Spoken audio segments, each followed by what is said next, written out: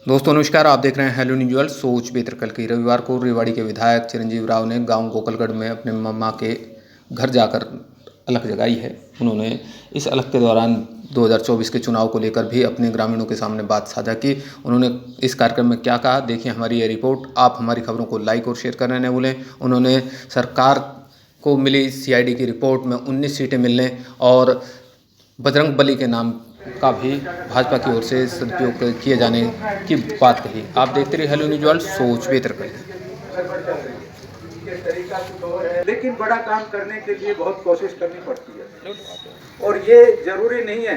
एक कहावत है कि कुछ चीजों के अंदर एडमिनिस्ट्रेशन भी कुछ कर नहीं सकता है जब तक के गांव जो प्रस्ताव गए वो तो पास हो जाते हैं, लेकिन उसके बाद इतनी कार्रवाई नहीं होती जितनी होनी चाहिए। कुछ एक समस्याएं हैं गांव की और वो अभी नहीं है, बहुत पुरानी।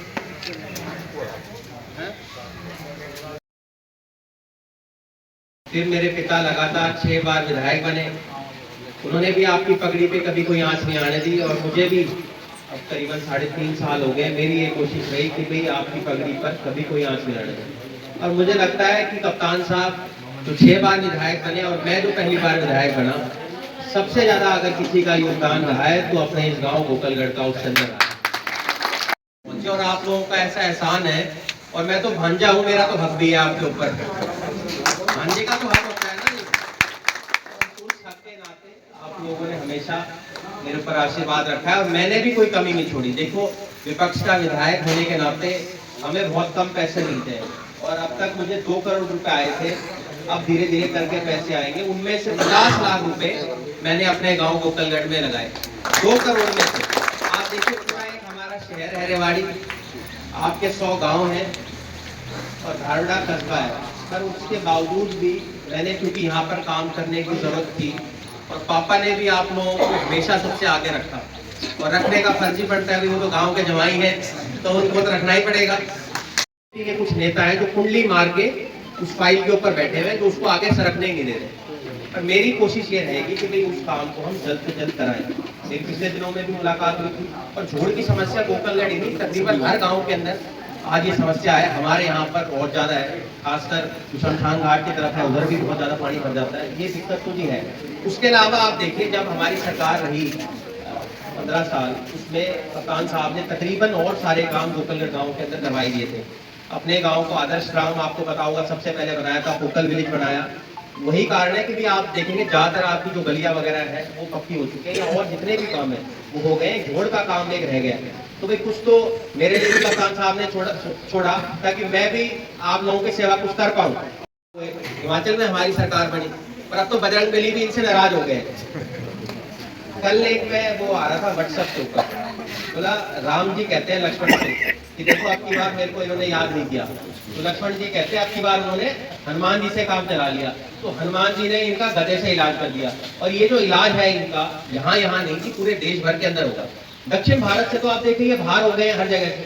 इनकी कहीं वहां एक भी स्टेट में इनकी सरकार नहीं है और जहां इनकी सरकार है या तो कोएलिशन के अंदर है। आपको पता होगा महाराष्ट्र में भी इन लोगों ने किस तरह से चोरी करा।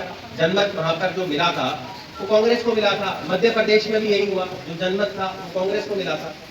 इन्होंने हर जगह जो सत्ता है उसको हथियाने का काम किया है। क्या उस समय को कराती है?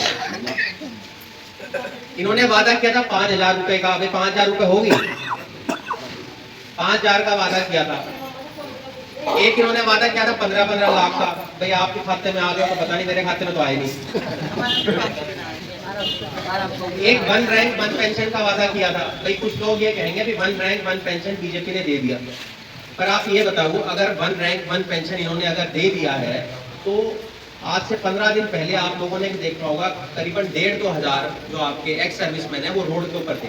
अगर 1 रैंक 1 पेंशन मिल गया तो फिर वो रोड पे क्यों नारे लगा रहे थे सरकार के खिलाफ और क्यों कह रहे थे हमें हमारा हक नहीं मिला? रेवाड़ी आए थे, आपको याद होगा 2014 के अंदर, और वो वादा करके गए थे 1 रैंक 1 पेंशन हम देंगे। जिन्होंने देश के जवानों के साथ ही धोखा करने का काम किया, ऐसे लोगों को आप भली बात स्वयं समझ सकते हैं। तो इन्होंने खरीदी नहीं, ऊपर से मौसम की मार अब की बार कितनी रही और इन लोगों ने कहा था भी अब की बार हम लोग जो किसान है उसको हम फायदा देंगे। उसके बजाय उल्टा इन्होंने काम किया।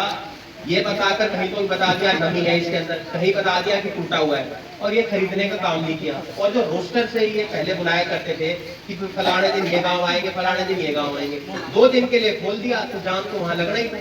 लोग कितने कितने दिन देख के आप वहां पर तंग रहे इतनी भारी गर्मी के अंदर। तो मुझे लगता है इस सरकार का समझना होगा कि भाई इन्होंने किसी का भला करने का काम नहीं किया।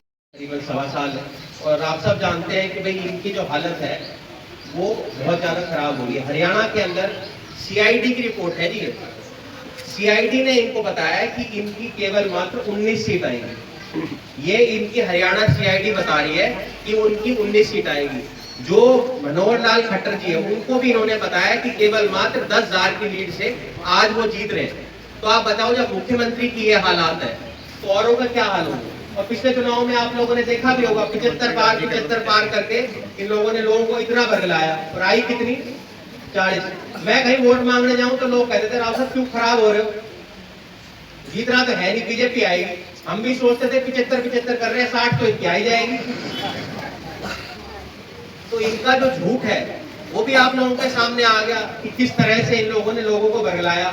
75 पार, अब की बार ये नहीं बोल पा रहे 75 पार, ये भी नहीं बोल पा रहे अब की बार 75 पार। बोले कैसे? जो इनके हालात है ये इनको पता है। कल सिरसा में प्रोग्राम था मुख्यमंत्री जी का, वहां पर कितना विरोध हुआ उनका, पता नहीं आप लोगों ने टीवी पे देखा नहीं देखा, वैसे टीवी वाले दिखाते तो है नहीं है। कल मुख्यमंत्री जी का वहां गए थे, वहां जबरदस्त उन्होंने विरोध किया दिल्ली जंतर मंतर के ऊपर। किसी ने गोल्ड मेडल जीता है, किसी ने सिल्वर मेडल जीता है ओलंपिक के अंदर, उनको अपने हकों के लिए वहां पर बैठना पड़ रहा है। इससे ज्यादा शर्म की बात क्या हो सकती है? मैं तो आप लोगों से यही कहूंगा कि भाई हमेशा आप लोगों का जो आशीर्वाद है मेरे ऊपर और कप्तान साहब के ऊपर रहा है। अब की बार जो लड़ाई है वो लड़ाई बहुत बड़ी है। देखो जब हमारी सरकार थी आप सब ये जानते हैं कि गोकलगढ़ का हर व्यक्ति उस वक्त मंत्री से कम नहीं था या नहीं था? आप बता दो, दिल पे हाथ रख के आप बताओ, था या नहीं था? सबसे ज्यादा अगर किसी की पूरे रेवाड़ी में चला करती थी गोकलगढ़ वालों की, साढ़वाज वालों की भी बाद में चला करती के लिए, क्योंकि आप लोगों को बहुत पास है, पैदल चल के ही पहुंच जाएंगे यहाँ से। ठीक है जी, तो पार्किंग की भी कोई दिक्कत नहीं है। भाई हिंदुवाई जाओ तो वहाँ तो दिक्कत थी, तो मैंने सोचा भाई अब की बार गाँव के नजदीक यहाँ पर करेंगे। और मैंने कहा मामा की भी सेवा लेनी जरूरी है। आप लोगों को यहाँ पर 21 जून को आप सब लोगों ने एक तो जरूर आना है आशीर्वाद देने के लिए। और दूसरा जहाँ तक बात है ये आपको बताया, अगर हरियाणा के अंदर सरकार जो कि आएगी आएगी, इसमें मतलब आप किसी गली में चले जाओ, किसी मोहल्ले में चले जाओ, किसी भी इंसान से आप पूछोगे तो ये कहेगा भाई सेंटर का तो अभी कह नहीं सकते पर हरियाणा में पक्का आएगी। तो भाई ऐसा ना हो जाए हरियाणा में तो आ जाए, हमारी ही रह जाए। तो बहुत जरूरी है कि हम सब लोगों को मिलके भाई इस सीट को एक बार फिर जीतना है। आप लोगों ने जब मोदी की हवा थी देश के अंदर तब जिता दिया, और देखो उस वक्त क्या कौन दिया आया था। अमित शाह यहाँ पर आया, JP नड्डा यहाँ पर आया, राजनाथ सिंह यहाँ पर आया, आखिरी दिन मोदी यहाँ पर आया, CM साहब यहाँ पर 3 बार आए, फिर भी आप लोगों ने जिता दिया। और पिछली बार तो 75 पार की थी, वो एक हवा सी भी थी। अब की बार वो पंखे वाली हवा भी नहीं चल रही है। तो अब की बार मेरा तो आप लोगों से यही है कि भाई हम सब लोग मिलकर इस सीट को हम लोग जीते। और जो काम रह गए, देखो जी एक आध काम तो हर जगह रह जाते हैं, झोड़ की एक समस्या है जो मैं जानता हूँ बहुत बड़ी है, और मेरी एक कोशिश रहेगी कि जल्द से जल्द इसको हो भी जाए। गोकलगढ़ के अंदर 2-3 हमारे काम थे जो हुए थे। तो अम्बेडकर भवन का निर्माण वहाँ पर हुआ है, दूसरा 2-3 गलियाँ थी जिनका आज हम लोगों ने उद्घाटन किया है, और आज एक जनसभा का भी हम लोगों ने यहाँ पर आयोजन किया था।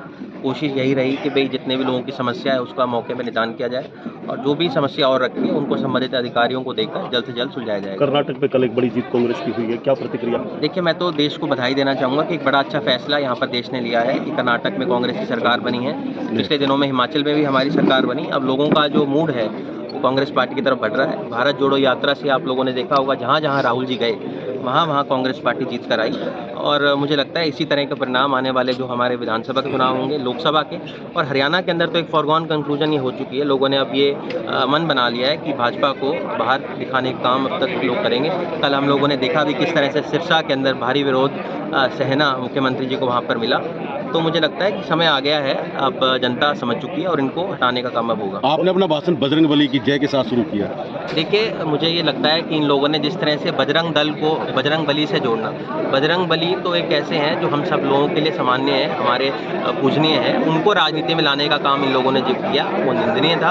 और मुझे लगता है कि जिस तरह से भगवान राम का इस्तेमाल इन लोगों ने अपने राजनीतिक लाभ के लिए इतने सालों तक किया, अब बजरंग बली को भी इसके अंदर लाना, मुझे लगता है उसका जवाब लोगों ने दिया है। बजरंग बली की जो गदा है उससे इन लोगों को मुझे लगता है कहीं ना कहीं इलाज करने का काम बजरंग बली ने किया है। एक भाषण में अभी आपने जिक्र किया एक रिपोर्ट का में भाजपा क्या कुछ है? देखिए, सीआईडी की एक रिपोर्ट जो सार्वजनिक तो वो नहीं है, वो ये करेंगे नहीं, पर मेरे भी कुछ सोर्स है जिनके जरिए सबको पता है कि उन्होंने केवल मात्र 19 सीट इनकी बताई है। ये तो इनकी अपनी सीआईडी रिपोर्ट है और हमारे जो विश्वास सूत्र बताते हैं केवल 9 सीट ऐसी है जिन पे जिताने का काम ये लोग बताए यहाँ पर जा रहे हैं। और मुझे लगता है भाजपा का टुकड़ा साफ इस प्रदेश से होना लगभग तय है। आईसीडीपी की साइट रजिस्ट्रार और जीएम जो है गिरफ्तारी हुई है, रात को सूचना मिल रही है और सहकारिता से जुड़ा एक बड़ा मामला है। एक करीब 1.25 करोड़ रुपए के गबन का आरोप था इस अधिकारी पर, क्या प्रतिक्रिया रहेगी इस मामले में? देखिए, जितने भी गबन हैं आज प्रदेश के अंदर वो तो आम बात हो चुकी है। आप कहीं भी देख लीजिए, चाहे आपका नगर परिषद हो, नगर पालिका हो, हर जगह कहीं ना कहीं आपको घोटाले नजर आ रहे हैं। तो मुझे लगता है ये कुछ नया नहीं है। जो भी ऐसे लोग हैं उनके ऊपर